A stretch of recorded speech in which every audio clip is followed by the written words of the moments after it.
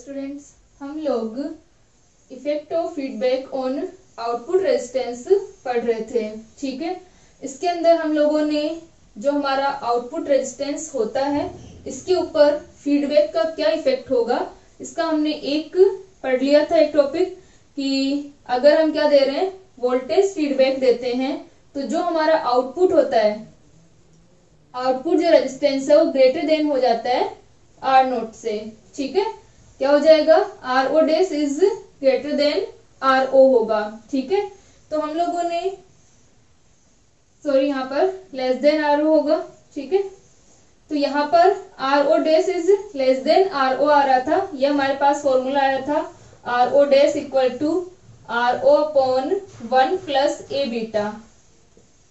ठीक है, तो ये हम लोगों ने पढ़ लिया था। ये हमने किसके लिए लिया था, वोल्टेज फीडबैक के अंदर, और हम लोग फीडबैक कौन सा ले रहे थे, नेगेटिव फीडबैक। तो ये रिजल्ट हमें मिला था, नेगेटिव फीडबैक था हमारा, नेगेटिव फीडबैक। और कौन सा फीडबैक था, वोल्टेज फीडबैक। तो नेगेटिव वोल्टेज फीडबैक हम दे रहे थे, तो हमें ये रिजल्ट मिला था। अब हम लोग पढ़ रहे हैं कि हम क्या करें, नेगेटिव फीडबैक हमने वोल्टेज फीडबैक दिया, अब हम देते हैं करंट फीडबैक। तो जब हम आर ओ का मान निकालते हैं, यानी हम आउटपुट रेजिस्टेंस अगर निकाल रहे हैं, तो ये किस पर डिपेंड करेगा कि हम सैम्पलिंग क्या कर रहे हैं। ठीक है, सैम्पलिंग कौन से मेथड से कर रहे हैं, प्रति चयन विधि जो होगी उस पर डिपेंड करेगा, इस पर मिक्सिंग का कोई इफेक्ट नहीं होगा। ठीक है, हमने दो चीजें पढ़ी थी, एक तो हमने पढ़ा था सिग्मा नेटवर्क जो कि मिक्सिंग के लिए होता है, एक हमारा एस होता है जो कि सैम्पलिंग के लिए होता है। सैम्पलिंग हमारी दो तरीके से होती है, एक तो वोल्टेज फीडबैक और एक करंट फीडबैक। और मिक्सिंग भी हम दो तरीके से करते हैं, या तो सीरीज इनपुट करेंगे हम या शंट इनपुट करेंगे। तो हम लोग यहाँ पर जब हम आर ओ की बात करते हैं, यानी आउटपुट रेजिस्टेंस की, तो ओनली हम सैम्पलिंग को देखेंगे कि हम लोग करंट फीडबैक दे रहे हैं या वोल्टेज फीडबैक। ठीक है, यहाँ पर सिग्मा का कोई काम नहीं होगा। और जब हम इनपुट रेजिस्टेंस पर इफेक्ट देखेंगे फीडबैक का, तो वहां पर हम क्या करेंगे, सैम्पलिंग को नहीं लेंगे, वहां पर हम किसको लेंगे, मिक्सिंग को देखेंगे कि हम इनपुट में मिक्स कर रहे हैं, वो इनपुट में हम सीरीज इनपुट ले रहे हैं या शंट इनपुट ले रहे हैं। ठीक है, यानी या तो हम श्रेणी में लेंगे या पार्श्वपथ लेंगे, तो वो डिपेंड करेगा, हमारा आर आई का मान है उसके लिए सिग्मा को देखेंगे। ठीक है, मिक्सिंग को, सैम्पलिंग को नहीं देखेंगे। अब जब हम ये कर रहे हैं आउटपुट रेजिस्टेंस के लिए, तो इसके अंदर हमारा सैम्पलिंग वाला पार्ट आएगा। तो ये हम लोगों ने रिजल्ट निकाल लिया था। अब हम लोग पढ़ते हैं कि करंट फीडबैक का क्या इफेक्ट होता है आउटपुट रेजिस्टेंस के ऊपर।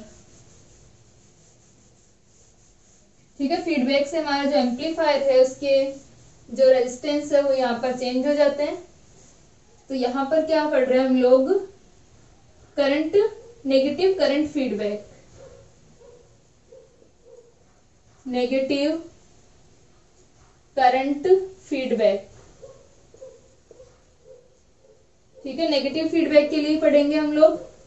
तो यहां से हमारा जो नेगेटिव करंट फीडबैक होगा, तो करंट फीडबैक जब हम करते हैं तो क्या लेते हैं, सीरीज में जो हमारा आउटपुट का जो लोड रेजिस्टेंस होगा या जो हमारा रेजिस्टेंस है उससे हम सीरीज में कनेक्ट करते हैं बीटा नेटवर्क को।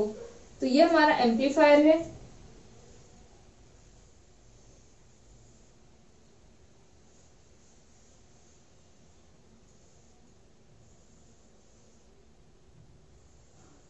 ठीक है, ये हमारा एम्पलीफायर है और ये हमारा आर ओ रेजिस्टेंस है।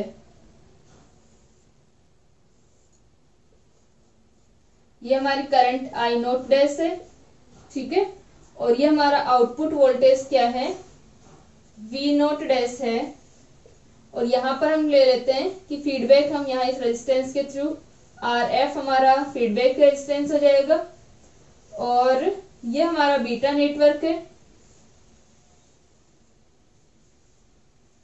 ठीक है, और यहां से हम लोग क्या कर रहे हैं, इसको फीडबैक दे रहे हैं। तो जब हम इसको फीडबैक दे रहे हैं तो क्या हो जाएगा कि करंट फीडबैक हमारे पास में, ये इसके साथ में क्या आ जाएगा, इस तरह से पैरेलल में करंट सोर्स के रूप में आ जाएगा। ठीक है, सर्किट को बना ले।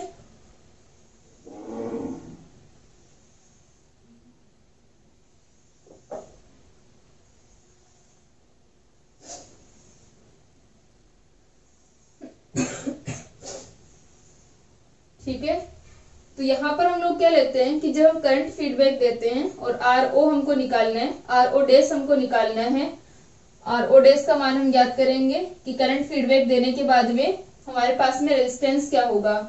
तो यहाँ पर हम जो हमारा एम्पलीफायर है इसे हम एक करंट सोर्स के रूप में मानते हैं, क्योंकि हम क्या देंगे, करंट फीडबैक देंगे, तो इसे हम करंट सोर्स के रूप में मान लेते हैं। आउट जो हमारा निवेशी पार्ट है आर नोट का जब हमें मान ज्ञात करना होता है, तो जो हमारा इनपुट पार्ट होता है यानी जो हमारा वी था उसको तो हम क्या कर देते हैं, लघु पथित कर देते हैं, शॉर्ट कर देते हैं, क्योंकि वी को 0 करना होता है। ठीक है, तो यहां से हमारा इनपुट शॉर्ट है। उसके बाद में हम क्या कर रहे हैं, फीडबैक दे रहे हैं, तो करंट फीडबैक देने के लिए हम इस रेजिस्टेंस के सीरीज में क्या कर देंगे, बीटा नेटवर्क को कनेक्ट कर देंगे। ठीक है, यहाँ पर जो हमने RF लिया है वो बहुत कम होगा RL से, यानी इसका कोई इफेक्ट नहीं होगा लोड रेजिस्टेंस पर। अब उसके बाद में यहाँ से हमने क्या कर दिया, सीरीज में इसको इनपुट हम दे रहे हैं यहाँ से। उसके बाद में ये हमारा करंट फीडबैक है, तो जो आर नोट है इसके पैरेलल में हमारा जो करंट फीडबैक जो होगा, यानी अब जो हम फीडबैक देंगे वो एम्पलीफायर के लिए क्या हो जाएगा, यहाँ पर जो इनपुट इसको मिलेगा। ठीक है, तो वो यहाँ पर अपने पास में एक करंट सोर्स के रूप में आ जाएगा। और नेगेटिव फीडबैक है तो यहाँ पर डायरेक्शन जो होगी करंट की, बीटा आई नोट डैश होगी। ठीक है, और करंट फीडबैक के अंदर हम लोगों ने पढ़ा था कि जो फीडबैक होता है VF या IF का जो मान होगा वो किसके समानुपाती होगा, आई नोट डैश के समानुपाती होगा। ठीक है, निर्गत धारा के समानुपाती होगा, और अगर हम वोल्टेज फीडबैक देते हैं तो वो निर्गत वोल्टेज के समानुपाती होता है। तो जब हमने पहला वाला किया था इससे वोल्टेज फीडबैक वाला, तो वहां पर हमने VF का मान क्या लिखा था, बीटा V नोट लिखा था, लेकिन यहाँ पर जो फीडबैक का मान आएगा वो बीटा आई नोट डैश आएगा, जो हमारी निर्गम धारा है, आउटपुट करंट है, उसके समानुपाती। ठीक है, तो यहाँ तक हमारा सर्किट मैंने डायरेक्ट ये वही बनाया है। फीडबैक देने के बाद में, फीडबैक से पहले ये क्या रहेगा, इसकी वैल्यू नहीं रहेगी यहाँ पर। ठीक है, यहाँ से ये शॉर्ट रहेगा। तो ये हमारे पास में फीडबैक देने के बाद है बीटा आई नोट डैश, ये करंट क्या आ गई, फीडबैक के बाद में हम फीडबैक है ये हमारा, तो यहाँ पर इसके निविष्ट संकेत वोल्टता क्या हो जाएगी, या संकेत धारा हम बात करें इसके प्रवर्धक के लिए, वो कितनी होगी। ठीक है, यहाँ पर बीटा आई नोट डैश आ रहा है, तो ये कितना हो जाएगा, इसके आउटपुट में जब इसके साथ में ये कनेक्ट होगा तो ए बीटा आई नोट डैश हो जाएगा। ठीक है, क्योंकि आउटपुट हमें क्या मिलता है एम्पलीफायर का, V note dash upon V I dash जो भी है, या फिर हम बात करें V nought upon V I equal to A होता है। यानी एम्पलीफायर का आउटपुट हमें क्या मिलता है, ए टाइम्स मल्टीप्लाई होकर मिलता है वी आई का। ठीक है, क्योंकि सिग्नल को क्या करेगा, एम्पलीफाई करेगा, तो V nought equal to A V I हम लिख सकते हैं। और यहाँ पर हमारा वी आई क्या है, वी आई वही है जो हम फीडबैक दे रहे हैं, क्योंकि बाह्य संकेत को तो जो हमारा बाहरी सिग्नल होगा उसको तो हमने 0 किया हुआ है, तो फीडबैक ही क्या होगा, इसके लिए इनपुट होगा। तो अब यहाँ पर आउटपुट इसे क्या मिलेगा, ए बीटा आई नोट डैश मिलेगा। ठीक है, तो ये इस एम्पलीफायर के लिए क्या हो गया, यहाँ पर ए बीटा आई नोट डैश की फॉर्म में ये एम्पलीफायर इसको एम्पलीफाई कर रहे हैं यहाँ पे। तो अब ये वैल्यू हमारे पास आ गई। ठीक है, ये वी नोट का हमारे पास मान आ गया। अब ये वाली वैल्यू जो है ए बीटा आई नोट डैश, इसकी डायरेक्शन क्या होगी, नीचे की ओर होगी, क्योंकि नेगेटिव फीडबैक है तो ये माइनस में है, एक तरीके से माइनस का A beta I nought dash है, तो यहाँ पर डायरेक्शन नीचे की ओर होगी। यानी आर नोट से करंट जो है आई नोट डैश, और ये ए बीटा आई नोट डैश जो आई है वो दोनों सेम ही डायरेक्शन में है। ठीक है, तो यहाँ तक हमारा सर्किट हो गया। किसके लिए, आउटपुट रेजिस्टेंस पर हम करंट फीडबैक का इफेक्ट देख रहे हैं। ठीक है, तो यहाँ तक आ गया समझ में। पहले हमारा जो आउटपुट वी नोट डैश है उसका कुछ पार्ट हम निवेश करेंगे। तो यहाँ पर हम क्या मान रहे हैं, इसको करंट सोर्स के रूप में माना है हमने एम्पलीफायर को। तो हम क्या करें, करंट फीडबैक दे रहे हैं। तो करंट फीडबैक का मतलब है कि जो हमारी निर्गम धारा है उसका कुछ पार्ट आई नोट डैश का बीटा टाइम्स हम क्या दे देंगे, फीडबैक दे देंगे, और वो यहाँ पर एम्पलीफायर के लिए इस आर नोट के साथ में पैरेलल में होगा। ठीक है, तो अब हम लोग लिख सकते हैं V note dash equal to, यहां पर हम किरचॉफ लॉ लगाएं इसके लिए, तो ये क्या आ जाएगा, V note dash equal to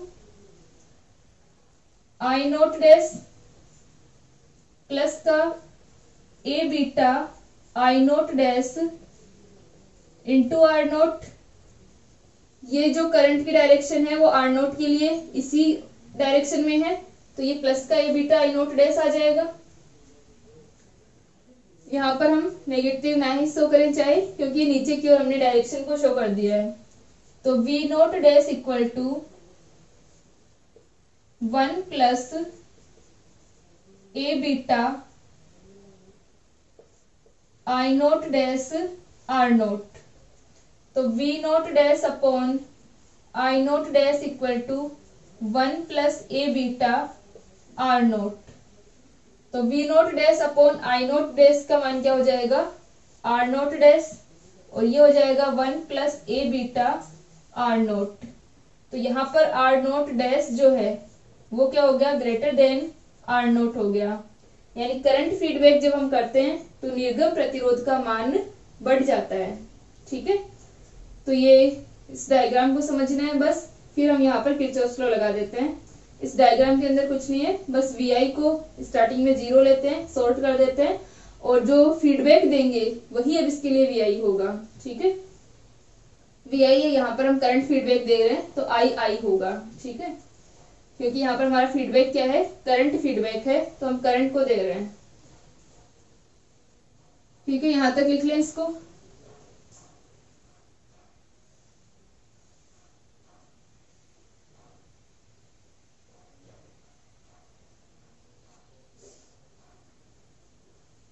इसको आप लोग यहाँ इस प्रकार लिख लेना कि हमारी जो पुनर्निवेशी धारा है, फीडबैक करंट जो है,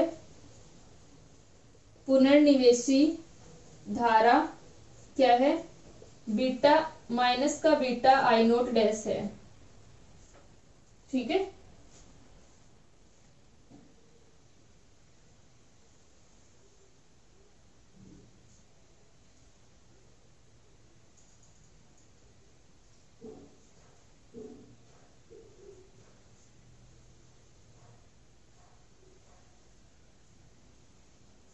ठीक है, यहां तक हो गया।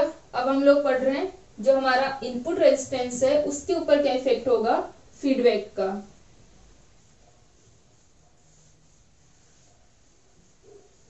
ठीक है, यहां तक आ गया। ये हम लोग यहाँ पर हमने बस किरचॉफ लॉ लगाया है कि जो हमारा वी नोट डैश है वो किसके इक्वल हो जाएगा, I nought dash into R nought. और यहाँ पर भी हमारा ये जो करंट है, ये करंट का मान है ए बीटा आई नोट डैश। ठीक है, तो ये हमारी करंट इंटू आर नोट, ये दोनों क्या हो जाएंगे, ऐड हो जाएंगे।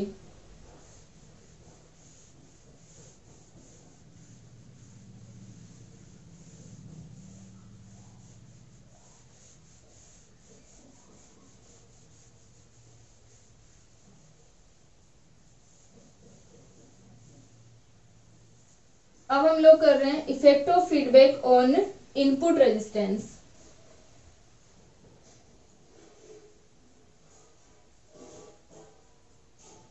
ठीक है, इनपुट रेजिस्टेंस पर क्या इफेक्ट होगा, किसका, फीडबैक का।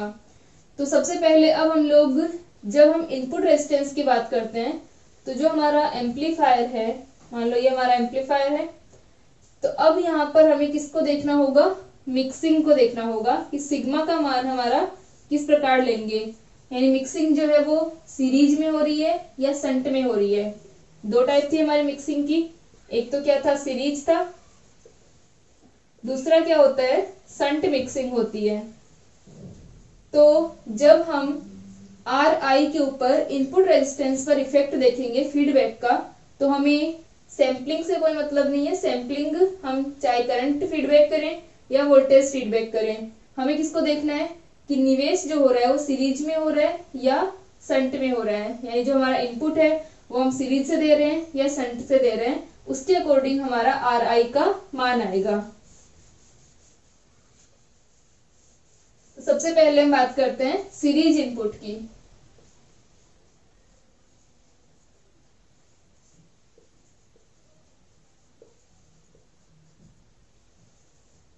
ठीक है, हम जो फीडबैक हमने यहाँ पर सैम्पलिंग चाहे कोई सी भी ले, इनपुट यानी मिक्सिंग जो हम कर रहे हैं वो हम क्या कर रहे हैं, सीरीज इनपुट कर रहे हैं। तो यहाँ पर हमारे पास क्या हो जाएगा, हमारा जो सर्किट है वो इस प्रकार होगा। ये हमारा एम्पलीफायर है, आउटपुट पार्ट को हम ऐसे ही छोड़ देंगे। ठीक है, इसका हमें ध्यान नहीं रखना है आउटपुट का, यहाँ पर सिर्फ हमें किसका ध्यान रखना है, मिक्सिंग के लिए।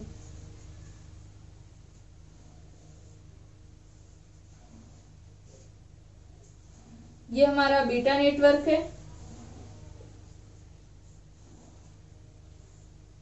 मिक्सिंग हम क्या कर रहे हैं, सीरीज में कर रहे हैं। तो ये आ जाएगा हमारा वी एफ,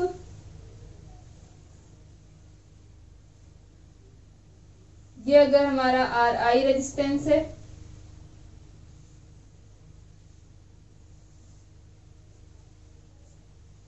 ठीक है, ये हमारे पास में वी एफ क्या है, फीडबैक वोल्टेज है, ये हमारा आर आई रेजिस्टेंस है, और यहां से हम मान लेते हैं कि ये हमारा इनपुट है वी आई। ठीक है, और हमारी जो करंट जा रही है क्या है, आई आई डैश है, और यहाँ पर जो वोल्टेज अगर हमारी जा रही है मान लेते हैं कि वी आई डैश है। ठीक है, और ये हमारा रेजिस्टेंस क्या हो जाएगा, आर आई होगा। फीडबैक देने के बाद में हमारे पास में क्या आ जाएगा, आर आई डैश आ जाएगा। ठीक है, और जो सैम्पलिंग हम करेंगे उसका यहाँ पर हमें ध्यान नहीं रखना है। तो ये हमारा सर्किट है, यहाँ पर आर आई हमारा इनपुट रेजिस्टेंस है, आर आई डैश हमारा फीडबैक के बाद रेजिस्टेंस होगा, और वी एफ हमारी क्या है, फीडबैक है। तो हम लोग लिख सकते हैं कि बिना फीडबैक के, विदाउट फीडबैक या बिना पुनर्निवेश के क्या होगा, या जब तक हम फीडबैक नहीं कर रहे हैं, तो विदाउट फीडबैक क्या रहेगा, वी आई डैश और वी आई का मान इक्वल ही रहेगा। V I dash equal to V I, यानी यहाँ पर जो इनपुट मिलेगा इसको उसे वही रहेगा जो हमारा यहाँ पर सिग्नल हम दे रहे हैं, क्योंकि अभी तक हमने फीडबैक नहीं दिया है। तो V I dash equal to V I होगा। तो हम लिख सकते हैं कि V I dash upon I I dash equal to V I upon I I dash equal to R I. यहाँ पर हमारा जो मिक्सिंग हो रही है वो सीरीज में है, तो यहाँ पर हमारा वोल्टेज पे इफेक्ट होगा, वोल्टेज, और ये हमारा रेजिस्टेंस पर। करंट हमारी क्या है, आई आई डैश ही है। तो यहाँ से जो फीडबैक है, वोल्टेज फीडबैक, यानी ये क्या है, सीरीज में हम दे रहे हैं, तो वी एफ का मान आएगा। ठीक है, तो जब तक हमने फीडबैक नहीं दिया है ये इक्वल रहेंगे।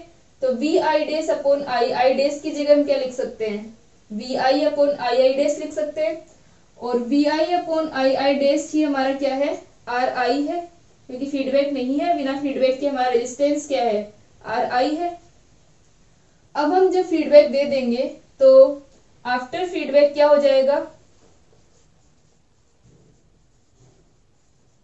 आफ्टर फीडबैक हमारे पास में आ जाएगा वी आई डैश क्या बन जाएगा, अब V I plus V F बन जाएगा। ठीक है, क्योंकि अब हम क्या कर रहे हैं, फीडबैक दे रहे हैं, तो इसके अंदर अब फीडबैक वोल्टेज भी ऐड हो जाएगी।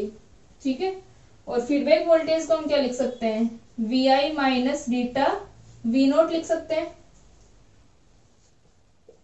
और ये हो जाएगा V I equal to V I dash plus beta V note dash, beta V note.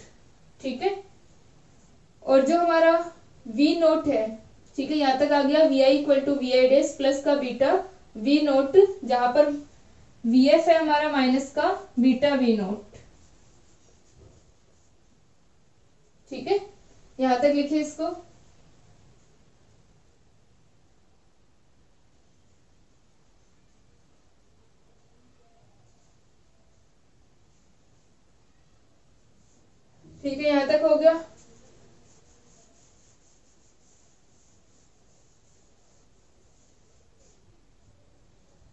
तो ये हमारे पास में वैल्यू आ गई। अब अगर हम क्या करते हैं, फीडबैक कर रहे हैं, फीडबैक देने के बाद में रेजिस्टेंस कितना हो गया, आर आई डैश हो गया। तो लिख सकते हैं पुनर्निवेश के बाद किसका मान, प्रतिरोध का मान, निवेशी प्रतिरोध,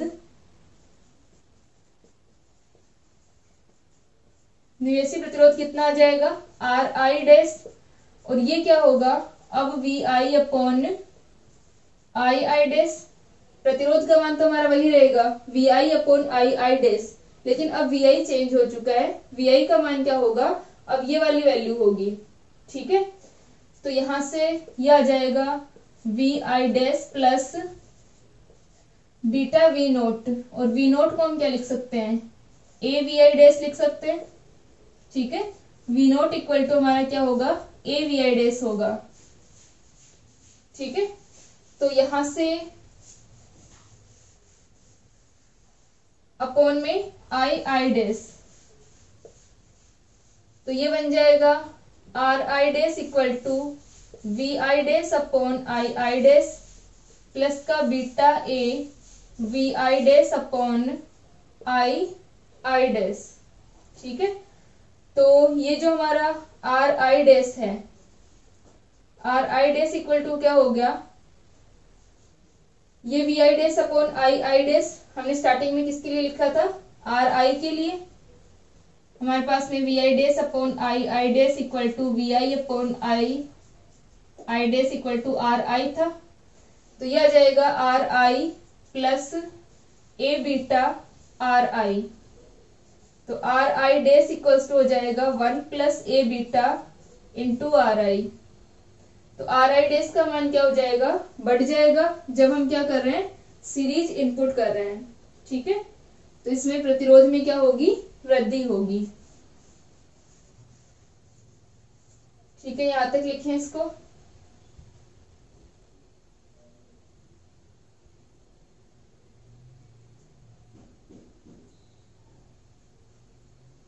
तो इसके लिए हम लोग लिख सकते हैं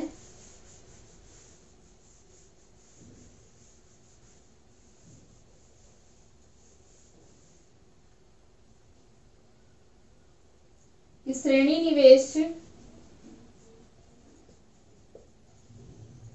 निवेश करने पर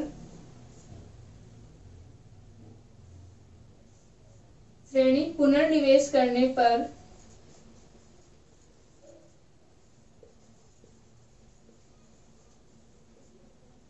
निवेशी प्रतिरोध के मान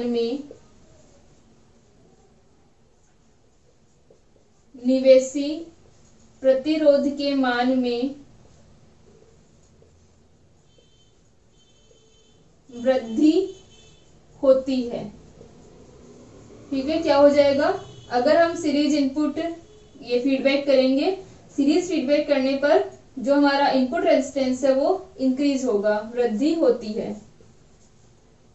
ठीक है, अब हम नेक्स्ट करते हैं शंट इनपुट।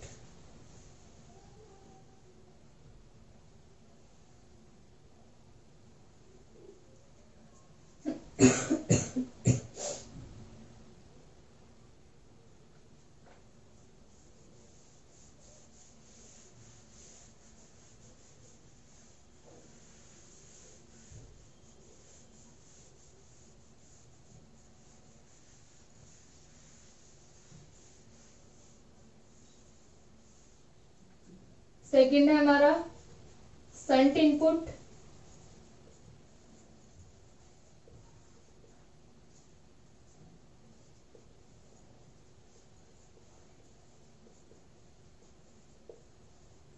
ठीक है, फीडबैक हम किसके थ्रू दे रहे हैं, शंट इनपुट। तो शंट इनपुट अगर हम देंगे तो वहां पर हमें क्या लेना होता है, करंट सोर्स लेना होता है। ठीक है, तो ये हमारा आ जाएगा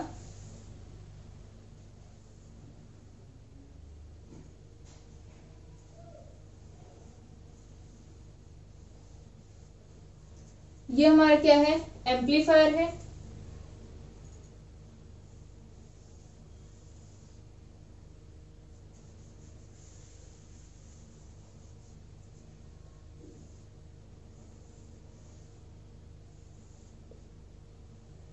ये आर आई रेजिस्टेंस है, ठीक है। आउटपुट वाले पार्ट को हम ऐसे कैसे छोड़ देंगे, और ये हमारा बीटा नेटवर्क है, इसके थ्रू क्या करेंगे, फीडबैक होगा। अब हम क्या दे रहे हैं, संट फीडबैक दे रहे हैं। तो यहाँ पर यानी जो हम पुनर्निवेश कर रहे हैं, इनपुट जो दे रहे हैं वो संट है हमारा। तो ये जो टर्मिनल्स होंगे इनसे किस में कनेक्ट होगा, पैरेलल में, ठीक है। और ये हमारी करंट कौन सी जाएगी, अब आई एफ करंट होगी। और यहां से इसको भी हम किस में शो करेंगे, एक करंट सोर्स की फॉर्म में, ठीक है। ये हमारी आई आई है, मान लेते हैं कि इससे जो जाने वाली धारा हमारी आई आई डैश है। और ये हमारा क्या रहेगा, आर आई। और यहाँ पर जब हम फीडबैक देंगे, फीडबैक के बाद में जो चेंज होकर रेजिस्टेंस मिलेगा वो कितना रहेगा, आर आई डैश होगा, ठीक है। तो ये हमारा सर्किट होगा, इसके लिए जब हम फीडबैक क्या दे रहे हैं, संट फीडबैक दे रहे हैं, ठीक है। यहाँ पर हम जो निवेश कर रहे हैं वो हम संट से कर रहे हैं।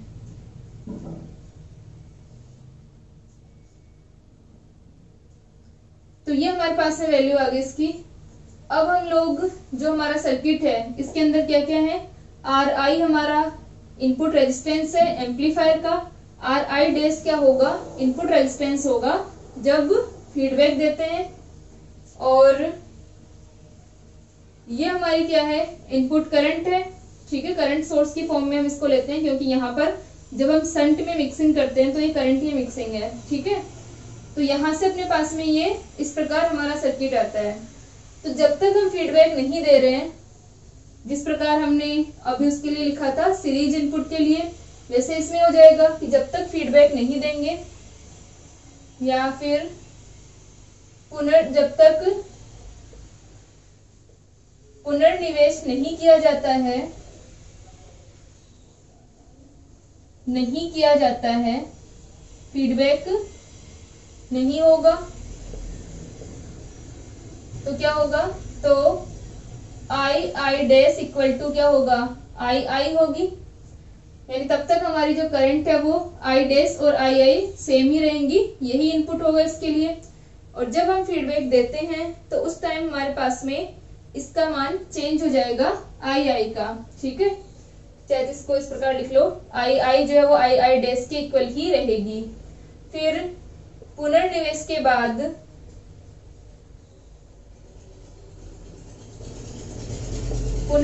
बाद में आई आई का मान क्या हो जाएगा, I I dash plus I F हो जाएगा, ठीक है। अब हमारे पास में फीडबैक करंट भी आ जाएगी। तो ये वैल्यू आ जाएगी I I equal to I I dash plus I F, ठीक है। आई एफ हमारे पास में वैल्यू आ जाएगी इसकी। अब जो हमारा आर आई रेजिस्टेंस है इसकी टर्म्स में हम इनको लिखते हैं करंट को। तो ये वैल्यू हमारे पास में आएगी, इसको हम लिख सकते हैं V I dash upon R I, ठीक है। ये हमारी क्या हो जाएगी, V I dash upon R I. यहाँ पर अगर हम वोल्टेज दिखाएं तो वो कितना हो जाएगा, वी आई डैश हो जाएगा, ठीक है। और ये हमारा क्या है, वी एफ है। और जो हमारी करंट है आई आई डैश का मान अब हम लिख सकते हैं कि I I dash equals to क्या है, V I dash upon R I. और आई एफ करंट क्या होगी, आई एफ करंट होगी V F upon R I, ठीक है। करंट आई एफ क्या होगी, फीडबैक वोल्टेज अपॉन रेजिस्टेंस होगी। तो आई एफ का मान हम लिख सकते हैं V F upon R I. अब जो हमारा आर आई डैश होगा, आर आई डैश क्या होगा, V I dash upon I I. I I का कौन सा मान, ये वाला फीडबैक देने के बाद में, ठीक है। तो आर आई डैश हमारा ये रहेगा। तो हम यहां से आई आई का मान लिख सकते हैं, आई आई इक्वल टू हो जाएगा V I dash upon R I dash, ठीक है। यहाँ पर हमने I I equal to I I dash plus I F लिखा है। फीडबैक देने के बाद में हमारे जो करंट है, या हम कहें कि इस ट्रांजिस्टर के लिए जो इनपुट करंट का मान ये हो जाएगा। ठीक है, फीडबैक वाली करंट ऐड हो जाएगी। अब जो हमारी आई डैश है वो क्या है, पहले जो हमारी वोल्टेज थी अपॉन रेजिस्टेंस। ठीक है, आई एफ क्या है, फीडबैक वोल्टेज अपॉन रेजिस्टेंस।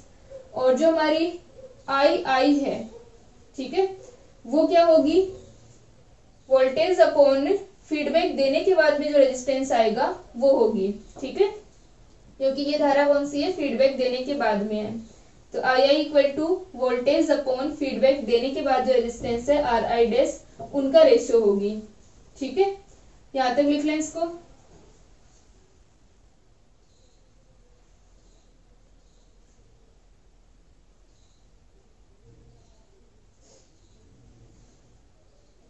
ठीक है, ये हो गया।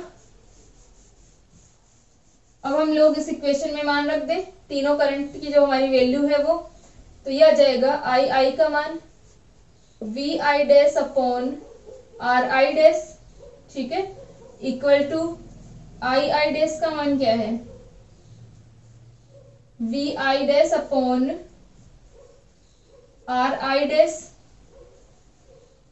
आर आई प्लस ये हमारा जो वोल्टेज है वो वी आई डैश ही शो किया हुआ है हमने, वी आई डैश ही रहेगा। ये यहाँ पर करंट और रेजिस्टेंस चेंज हो रहे हैं, तो प्लस आई एफ का मान क्या है, V F upon R I.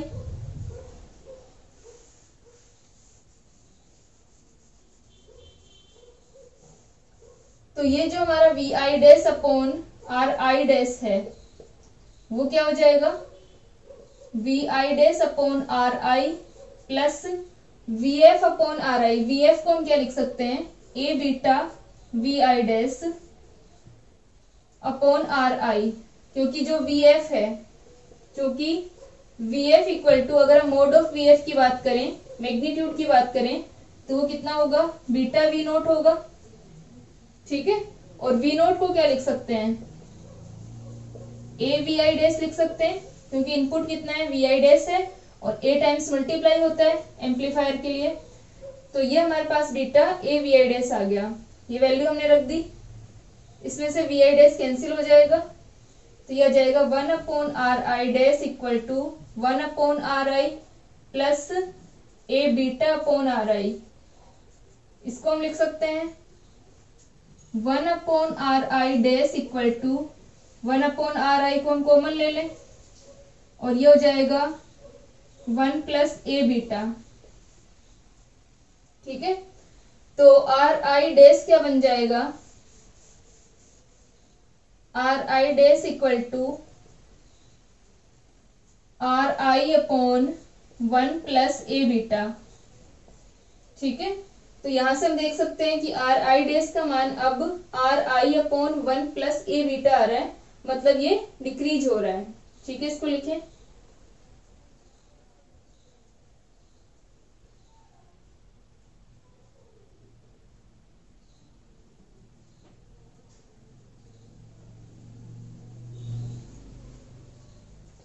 ठीक है, तो यहां तक हो गया। तो इसके लिए हम लिख सकते हैं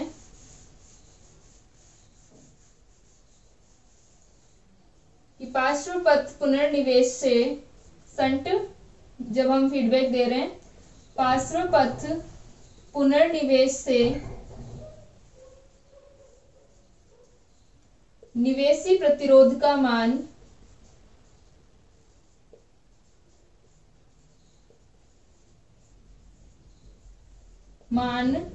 कम हो जाता है।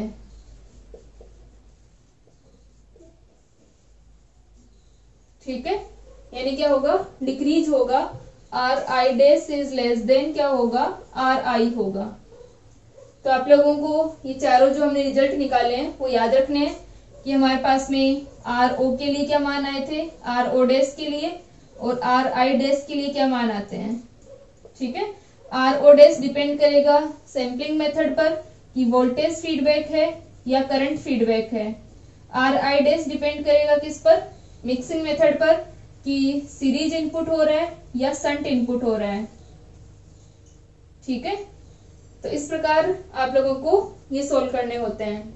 तो जो अब आपका फीडबैक वाला चैप्टर है, जो हम फीडबैक पढ़ रहे थे, इसके अंदर हमने फीडबैक की डेफिनेशन, फीडबैक के टाइप्स, नेगेटिव फीडबैक के एडवांटेजेस और फीडबैक का इफेक्ट, ये हमने पढ़ लिया। अब आप लोगों के एक टॉपिक और है, फीडबैक सर्किट्स। ठीक है, फीडबैक सर्किट्स को हम लोग कंप्लीट करेंगे नेक्स्ट लेक्चर में, और उसके बाद में आपकी थर्ड यूनिट जो है वो कंप्लीट हो जाएगी।